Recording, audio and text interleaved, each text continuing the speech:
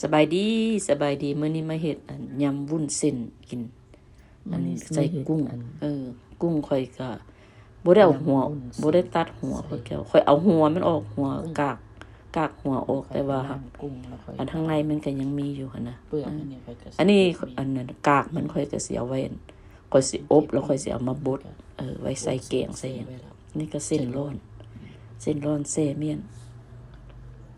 อันนั้นนี่ก็ไปเก็บผักอยู่หลังบ้านมาอยู่หลังบ้านผักเซนารีปลูกอันนั้นปลูกไว้แค่ปีเดียวแล้วมันอันแกนมันตกแล้วมันก็ขึ้นมาใหม่พวกเจ้ามื้อนี้ก็อากาศมื้อนี้อากาศก็โอเคอากาศดีอากาศมีแดดมื้อนี้อันนั้นมันบีบเอาน้ำบักนาวกันพวกเจ้าอันเฮ็ดยำนี่มันต้องได้น้ำบักนาวหลายๆค่อยได้บีบ2หน่วยเพิ่นได้ค่อยมันค่อยสิพอมันค่อยสิพอมันเนาะอันนี้มันก็ดีคือกันที่ว่ามันเฮ็ดให้มันกดลงแล้วมันน้ำมันก็ออกดีค่อยก็เห็นอยู่เมืองลาวเขาเจ้าก็ใส่กันอันนี้แล้วค่อยก็เคยเห็นแต่คนนึกว่าแต่พวกกันสเปนิชที่ว่าเขาจะใส่กัน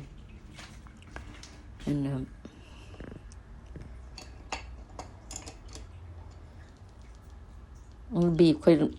แต่ละมื้อค่อยก็มากินอันหน่วยนึงเนี่ยยามมื้อเช้าค่อยก็มากินหน่วยนึงอันนั้นเอาใส่กาแฟเด้แล้วก็เอามาป่นใส่น้ำผึ้งเด้อันก็จะว่ากินน้ำมะนาวมันดีบ่ยามมื้อเช้าอันนั้นมันก็ว่าเฮ็ดให้ไขมันลดลงว่าสิว่าอันค่อยก็ลองมาได้นี่เดือนนึงแล้วติกินบักนาวทุกมื้อมันก็แซ่บอยู่ได้ครับพวกเจ้าอันที่ว่าได้ที่ว่าดีต่อสุขภาพก็มาตักเอาอยู่นี่ละมันยำ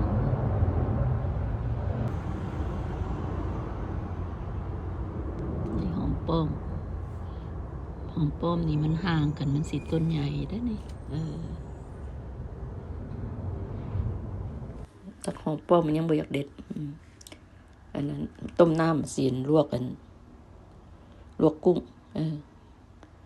อันนั้นลวกอันนี้กุ้งนี่ค่อยก็จื้อบ่ได้ว่าค่อยซื้อมากล่องนึงนั่นน่ะค่อยก็ได้ประมาณนี้แหละกล่องนึงนี่มันบ่แม่นตั้งว่ามัน3 พาว3 พาวว่า4 พาวค่อยก็บ่จื้อค่อยก็บ่ได้สังเกตจะมีแต่กาเบิ่งเอาวันกุ้งเฮามันอันหลายมันน้อยค่อยก็ลวกค่อยก็บ่ได้ลวกเบิดเนาะอันลวกครึ่งเดียวเฮาก็เอามายำผู้ใดก็สิกินแต่กุ้งผู้ใดก็บ่สนใจผักเลยสนใจแต่กุ้งพวกเจ้าเห็นมันอยากคือมีหัวอยู่นะค่อยบ่ได้ตัดหัวมันออกอันลวกเอานั้นให้มันสุกอันนั้นก็บ่ให้มันสุกหลายเนาะก็ให้มันสุกจังซี่นี่ล่ะน้ำมันน้ำเรืออยู่หั่นค่อยก็เอาไปลวกกันลวกเส้นร้อนมันสิได้นัวไปนำกันแล้วน้ำนั้นเอามาเฮ็ดซุปเฮ็ดแกงมันก็แซ่บได้พวกเจ้า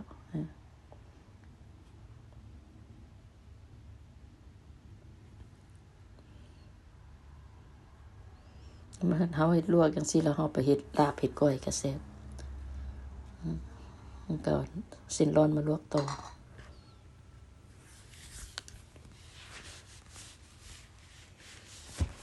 นั่นวิธีข้อยเฮ็ดยำวุ้นเส้นอันนั้นถ้าอันนั้นลูกเข้ามาเบิ่งมาเห็นเฮ็ดแบบใดอยากกินก็ต้องเฮ็ดแบบนี้อันหรือว่าซอกตามใน YouTube อันของคนอื่นก็มีบางของคนอื่นมันก็สิง่ายกว่าก็มีมันก็แล้วแต่ว่ามักไผมักมันเนาะมักแบบใดก็เฮ็ดแบบนั้นแต่ว่าเรื่องตัดกะตวงนี่บ่ได้บอกอันนี้เฮาเฮ็ดอยู่เฮ็ดกินเฮาเอา นี่หยัง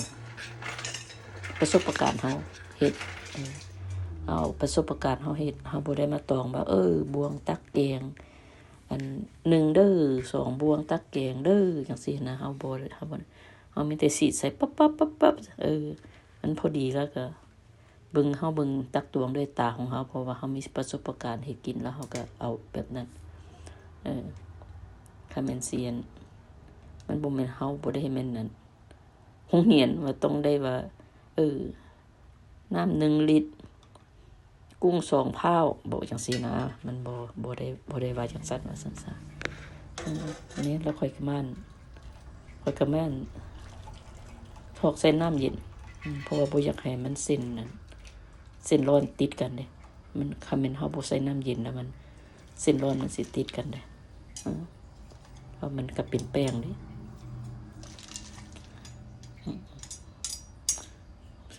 ใส่น้ำเย็นแล้วเฮาก็ค่อยไป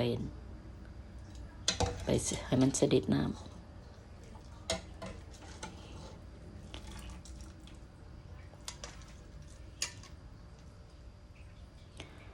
พวกเจ้าเอาแล้วก็ได้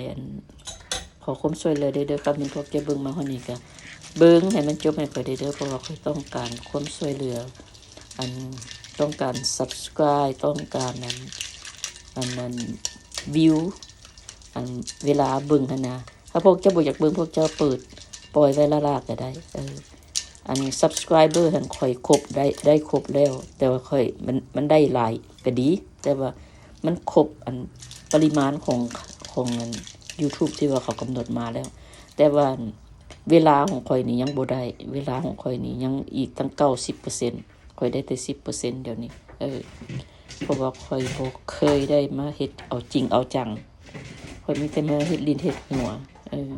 เพราะว่า Subscriber ข่อยมันบ่พอเนาะข่อยต้องมี2อันให้มันข่อยมันสิ qualify to get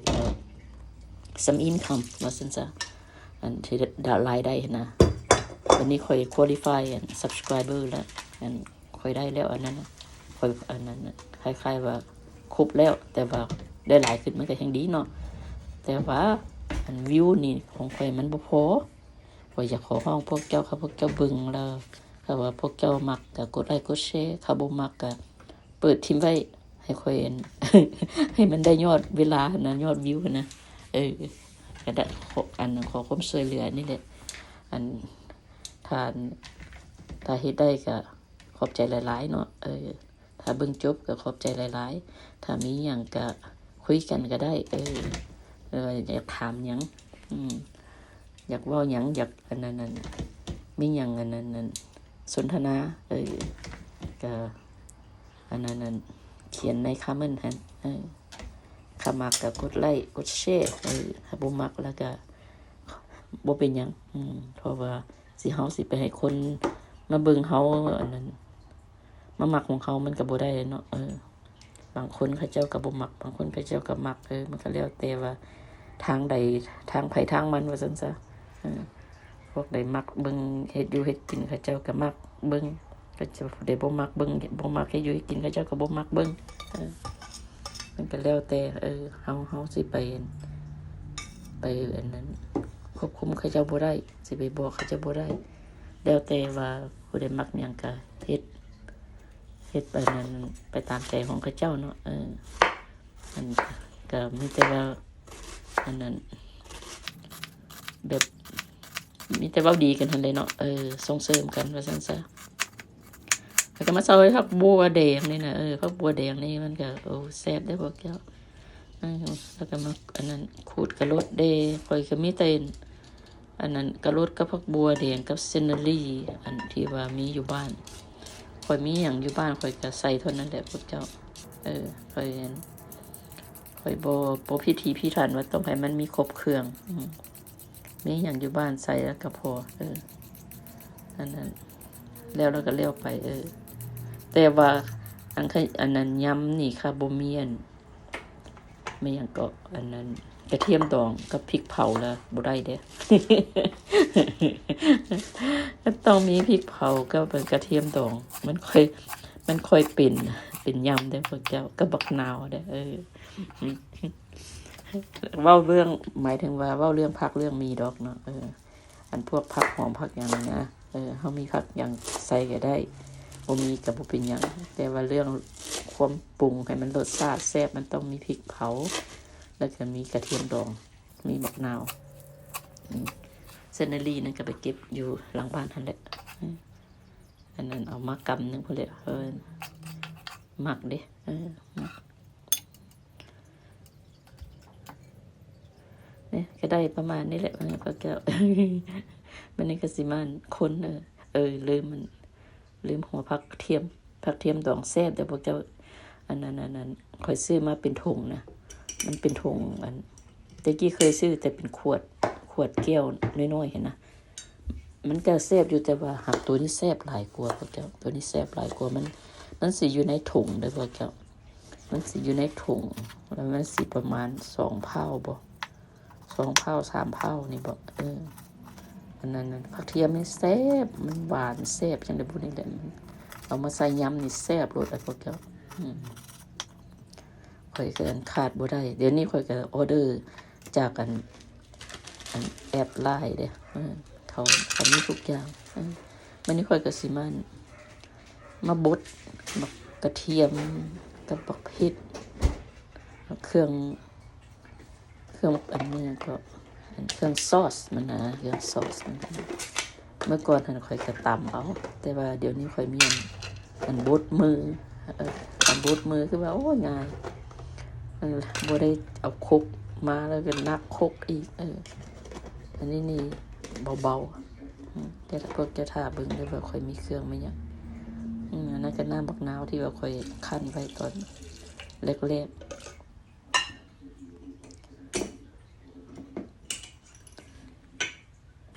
เอาน้ำมันกระเทียมดองนี่ใส่แซ่บพวกเจ้าน้ำกระเทียมดองมันส้มๆหวานๆเด้เนาะข่อยต้องกาไว้ให้มันนั่นให้กระเทียมข่อยมันมีน้ำมันค่อยสิบ่แห้งเอาเฮ็ดไปจังซี่แล้วก็เอาเข้าตู้เย็นแม่นก็มีน้ำปลากาปูค่อยเล่นเอานี่มาใส่แล้วค่อยมาซีมมันละแซ่บแล้วค่อยบ่ต้องมาใส่แป้งนัวให้มันยุ่งยากพวกเจ้าเพราะว่าเขาจะว่ายำนี่มันต้องได้ใส่แป้งนัวเด้ครับบ่มีแป้งนัวมันสิบ่นัวว่าซั่นโอ้ยค่อยบ่ต้องแป้งนัวค่อยน้ำปลากาปูค่อย3กาหั่นก็แซ่บแล้วกับกระเทียมค่อยนี่กับพริกเผานี่โอ้ยแซ่บพอละอย่างนั้นบ่ต้องการแป้งนัวลืมมันนี่เด้อันนั้นโคกค่อยนะพวกเจ้าอันนี้เฮามาบดจังซี่นะโอ้ยแหลกดีโพดมันคือกินกับเฮาเฮ็ดแก้วส้มหั่นแหละพวกเจ้ามันเฮามีใส่พริกเผาซื่อๆป่นใส่กับพริกเผาอย่างนี้เฮาวันตัดครึ่งก็ได้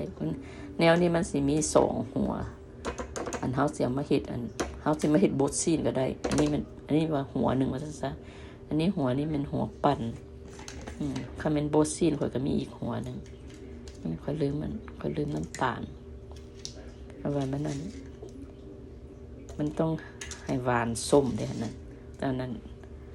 หวานกระเทียมมันก็ยังบ่หวานพอว่าซั่นซะมันหวานเป็นเล่นอะไรเล่นเติมน้ำตาลนั่นอันนั้น brown sugar มันยัง brown sugar น้ำตาลอย่างภาษาลาว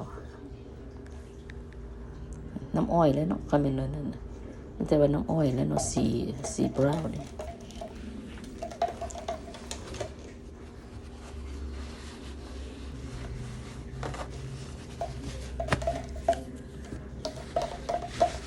คนนั่นให้น้ำตาลมันเปื่อยหน่อยนึงก่อนนะนั่นเอามาทอกใส่แล้วต้องได้เอามือคนได้พวกเจ้ามันค่อยเข้าเนื้อเข้าหนังดีค่อยว่าค่อยสิเอาซ้อมมาคนค่อยว่าโอ้บ่คักบ่ว่าค่อยอยากให้มันนั่นได้เข้าเนื้อเข้าหนังดีค่อยก็เลยเอาใส่ซุปมือมาคนออกซะ มีแต่ตัวเที่ยวมีศพมือกันดอกละข้อยก็บ่ได้เอามือตัวนั้นมาใส่ดอกละ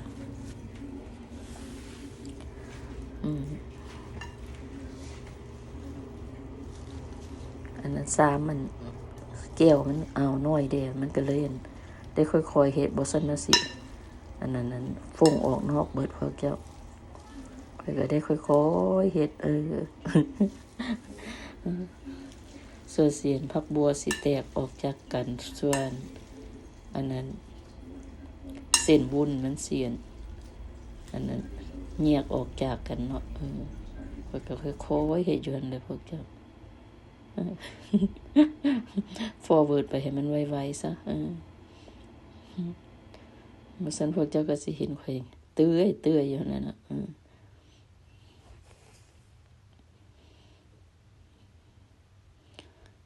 เฮ็ดกิน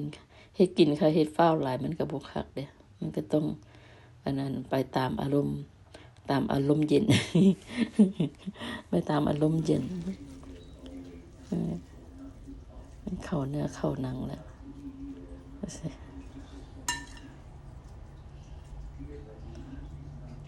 เดี๋ยวเอามาซีเบิ่งแล้วก็โอ้ยแซ่บแท้แซ่บว่าพวกเจ้า